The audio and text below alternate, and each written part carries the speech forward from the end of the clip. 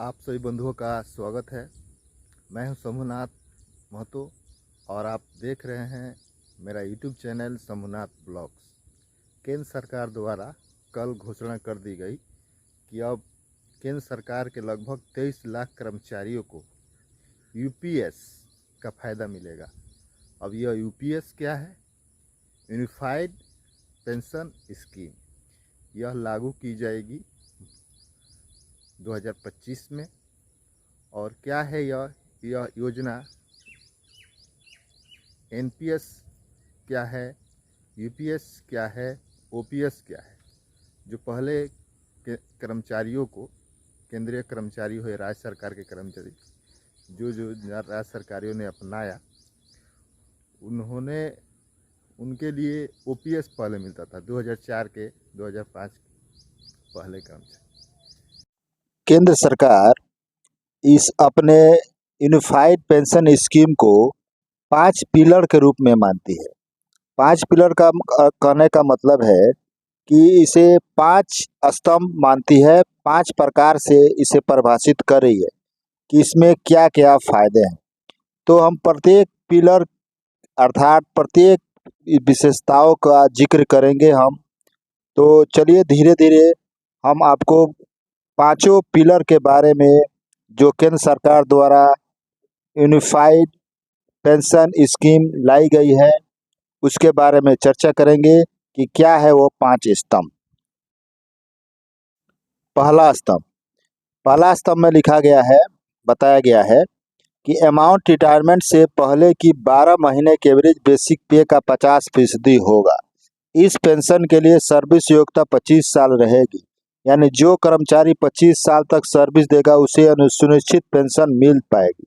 25 साल से कम और 10 साल से ज़्यादा सर्विस है तो उसे सर्विस के समानुपात में पेंशन मिलेगी।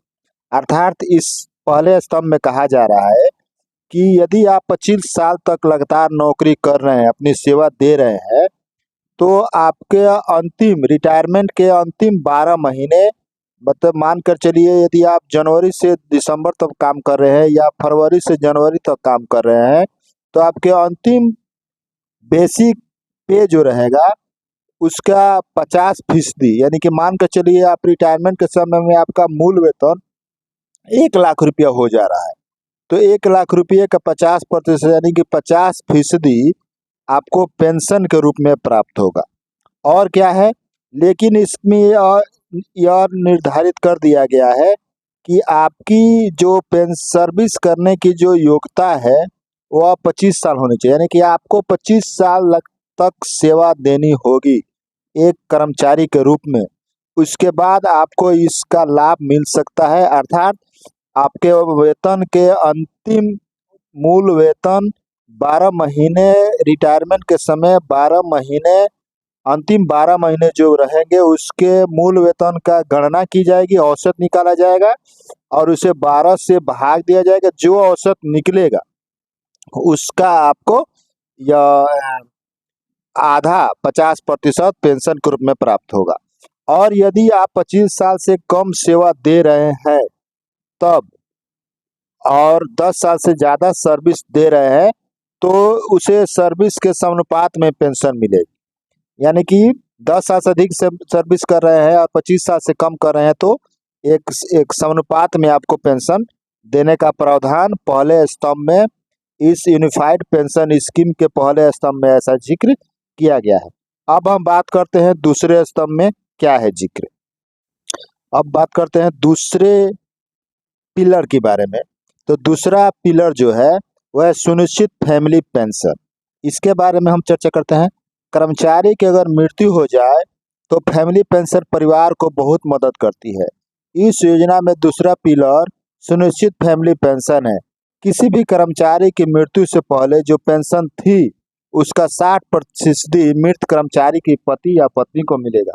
इसके बारे में विस्तार से बात करते हैं कि अगर कोई कर्मचारी रिटायरमेंट हो जा रहा है, वह सेवानिवृत्त हो जा रहा है और वो पेंशन प्राप्त कर रहा है और पेंशन प्राप्त करने के क्रम में ही उसकी मृत्यु हो जाती है, तो इस यूनिफाइड पेंशन स्कीम में यह जिक्र किया गया है कि उस कर्मचारी की मृत्यु से पहले जो पेंशन थी, जैसे मानकर चलिए अगर कोई कर्मचारी जिसको मूल पेंशन 1 लाख रुपए प्राप्त हो रहा है, तो उसका 60% हिस्सा पति या पत्नी को मिलेगा। अर्थात कहने का मतलब है कि 1 लाख पेंशन जब मिलता था और उसकी मृत्यु हो गई, तो उसका 60% यानी कि 60,000 रुपया जो उनके आश्रित है पति या पत्नी, उसको मिलेगा। ऐसा यह जो यूनिफाइड पेंशन स्कीम के दूसरे पिलर में यह सुनिश्चित किया गया। इसका नाम दिया गया है सुनिश्चित फैमिली पेंशन। तो इसमें यह दूसरा पिलर में यह स्पष्ट रूप से जिक्र किया गया है। अब हम बात करते हैं तीसरे पिलर की, कि अब तीसरा पिलर में किस बात का जिक्र किया गया है। योजना का थर्ड पिलर सुनिश्चित मिनिमम पेंशन है। कई बार कर्मचारी की सर्विस कम होती है और सर्विस के दौरान जितना योगदान हुआ है उसे पेंशन में पर्याप्त राशि नहीं मिल पाती है। यह भी केंद्र सरकार के कर्मचारियों के बीच एक बड़ा मुद्दा था। इसलिए 10,000 रुपये प्रति माह के सुनिश्चित मिनिमम पेंशन का प्रावधान इस स्कीम में किया गया है।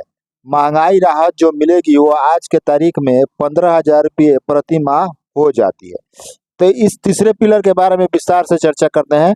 इसमें कहा गया है कि बहुत सारे ऐसे कर्मचारी होते हैं जिनकी सेवा अधिक होती है, जिनकी सेवा कम होती है।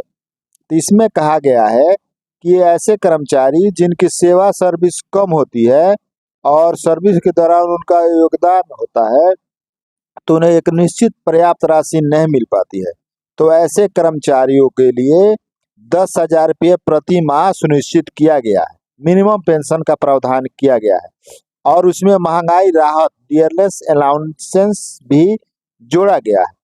तो इसमें मिनिमम जो महंगाई राहत है अगर उसका जोड़ दिया जाए, उसके साथ साथ 10,000 रुपये का महंगाई भत्ता अगर जोड़ दिया जाए, तो आज के तारीख में कहना है कि 15,000 रुपये की राशि उसे प्राप्त होने लगेगी यदि उसकी सर्विस सेवा कम रहती है। तब ये लिखा हुआ है महंगाई राहत जो मिलेगी वो आज के तारीख में 15,000 रुपये प्रति माह हो जाती है।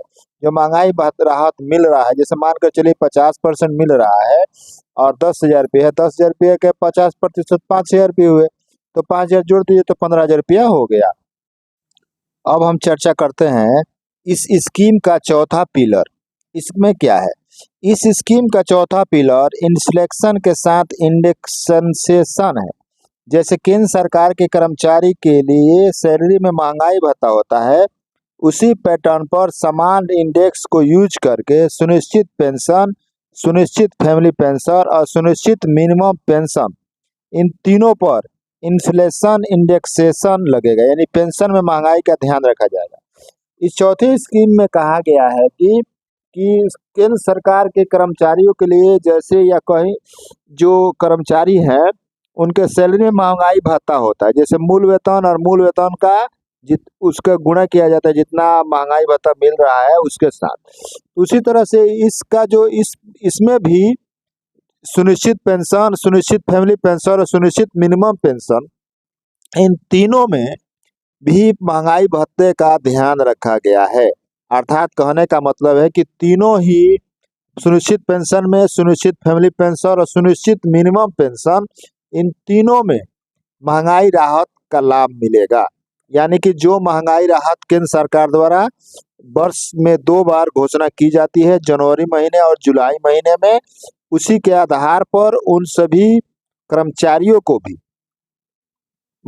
सुनिश्चित पेंशन, सुनिश्चित फैमिली पेंशन और सुनिश्चित मिनिमम पेंशन, इन तीनों को पर महंगाई का ध्यान रखा जाएगा और उन्हें महंगाई भत्ते के, महंगाई राहत के रूप में उन्हें मिलेगा।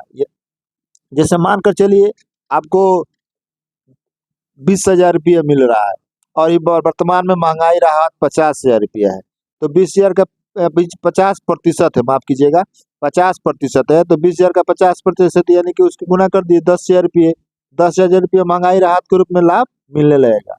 यही चौथे पिलर में यही इसी बात का जिक्र किया गया है, इन्फ्लेशन इंडेक्सेशन। अर्थात एक तरह से यह भी चौथा पिलर में इसी बात का जिक्र किया गया है। अब हम बात करते हैं पांचवें और अंतिम पिलर। पांचवें और अंतिम पिलर में किस बात का जिक्र किया गया है, चलिए। इसकी स्कीम का पांचवा पिलर सेवानिवृत्ति पर ग्रेजुटी के अतिरिक्त एकमुश्त भुगतान है। हर 6 महीने की सर्विस के लिए सेवानिवृत्ति की तारीख पर मंथली वेतन का 1/10वां हिस्सा मिलेगा। इस भुगतान से सुनिश्चित पेंशन की रकम कम नहीं होगी। इसमें कहा गया है कि 6 महीने की सर्विस के लिए सेवानिवृत्ति के तारीख पर मंथली वेतन का 1/10वां हिस्सा कटता रहेगा और अब जब रिटायरमेंट कीजिएगा तो आपको ये जो क्या कहते हैं ग्रेजुटी के अतिरिक्त सेवानिवृत्ति पर एकमुश्त भुगतान किया जाएगा। तो यही है यूनिफाइड पेंशन स्कीम के 5 स्तंभ जो केंद्र सरकार अपने 23 लाख कर्मचारियों के लिए यह योजना लेकर आ रही है। तो अगर आपको हमारा यह वीडियो अच्छा लगा हो, पसंद आया हो तो इसे दोस्तों में शेयर कीजिए, बंधुओं में शेयर कीजिए। तब तक के लिए मिलते हैं दूसरे वीडियो में। जय हिंद, वंदे मातरम।